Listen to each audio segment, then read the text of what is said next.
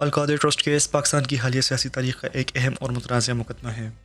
یہ کیس سابق وزیر اعظم عمران خان اور ان کی اہلیہ بشریٰ بی بی کے خلاف مبینہ طور پر القادر ٹرسٹ کے ذریعے زمین اور فنڈز میں بدعنوانی کے الزامات پر مبنی ہے۔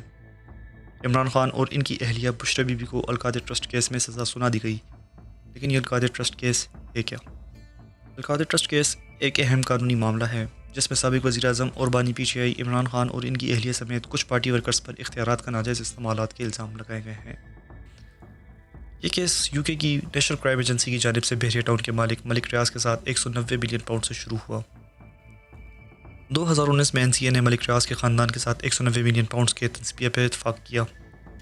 این سی اے کے مطابق ریاست پاکستان کو منتقل کی جانی تھی، لیکن یہ رقم پاکستان کے قومی خزانے میں جمع ہونے کے بجائے سپریم کورٹ کے اس اکاؤنٹ میں منتقل کی گئی، جہاں ملک ریاض بحریہ ٹاؤن کراچی کے مقدمے میں 460 ارب روپے کی ادائیگی کر رہے تھے۔ اس اقدام کے بعد القادر ٹرسٹ کی بنیاد رکھی گئی، جس کے ٹرسٹیز میں سابق وزیر اعظم عمران خان اور ان کی اہلیہ بشریٰ بی بی اور قریبی دوست فرح حقوقی بھی شامل تھی۔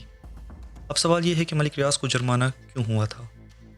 ملک ریاض بحریہ ٹاؤن کے مالک پر سپریم کورٹ آف پاکستان نے 2019 میں بحریہ ٹاؤن کراچی کے منصوبے میں زمین کی غیر قانونی الاٹمنٹس اور اس کی قواعد و ضوابط کی خلاف ورزی کے الزامات پر بھاری جرمانہ عائد کیا تھا۔ سپریم کورٹ پاکستان نے بحریہ ٹاؤن کراچی کو غیر قانونی طور پر حاصل کی گئی زمین کے لیے 460 ارب روپے جرمانہ ادا کرنے کا حکم دیا۔ یہ رقم ریاست کے خزانے میں جمع کرائی جانی تھی۔ عدالت نے بحریہ ٹاؤن کو حکم دیا کہ وہ اس زمین کو صرف اور صرف جرمانے کی ادائیگی کے بعد قانونی طور پر استعمال کر سکتا ہے۔ حکومت پاکستان نے یہ الزام عائد کی رقم کی واپسی کے بدلے القادر ٹرسٹ کو 458 کنال زمین منتقل کی، جس کی قیمت 530 ملین روپیز تھی۔ اس کے ساتھ فرح گوگی کو بھی 240 کنال زمین منتقل کی گئی اور ان الزامات کے تحت نیب نے تحقیقات کا آغاز کیا اور عمران خان، بشریٰ بی بی اور دیگر متعلقہ افراد کو طلب کیا۔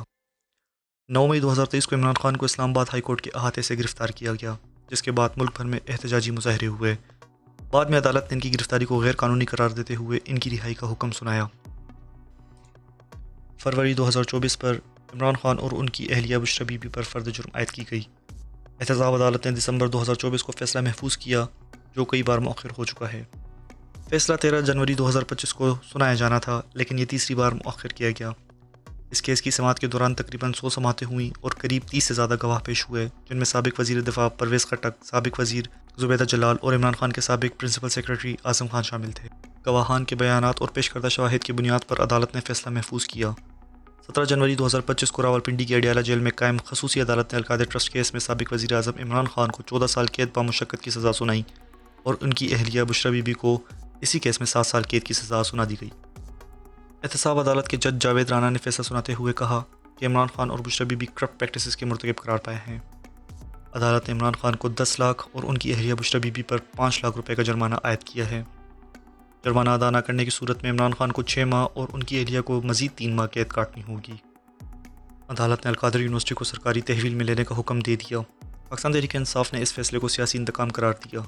پاکستان تحریک انصاف کے سینئر رہنما یاسر قدیر نے کہا ہے کہ کرپشن کہاں ہوئی، یہ صرف عمران خان کو سیاسی انتقام کا نشانہ بنا کر جھوٹ بولا جا رہا ہے۔ ان کے مطابق 190 ملین پاؤنڈز آج بھی سپریم کورٹ کے اکاؤنٹ میں موجود ہیں اور القادر یونیورسٹی کا مقصد پاکستانی بچوں کو سیرت نبی صلی اللہ علیہ وآلہ وسلم کی مفت تعلیم دینا تھا۔ کچھ قانونی ماہرین کے مطابق یہ فیصلہ قانونی تقاضوں کو پورا کرتا ہے، جبکہ دیگر کا خیال ہے کہ یہ سیاسی بنیادوں پر مبنی ہے۔ ایک رپورٹ کے مطابق چند سیاسی و قانونی ماہرین عمران خان اور ان کی اہلیہ کو دی گئی سزا کو سیاسی قرار دیتے ہوئے کہتے ہیں کہ یہ فیصلہ قانونی تقاضے پورے نہیں کرتا۔ بی بی سی کی ایک رپورٹ کے مطابق القادر یونیورسٹی کے ایگزیکٹو ڈائریکٹر ڈاکٹر امجد الرحمان نے مالی مشکلات کے باوجود ادارے کی کارکردگی پر اطمینان کا اظہار کیا ہے۔ ان کے مطابق القادر یونیورسٹی کو درپیش چیلنجز کے باوجود تعلیمی سرگرمیاں جاری رہیں گی۔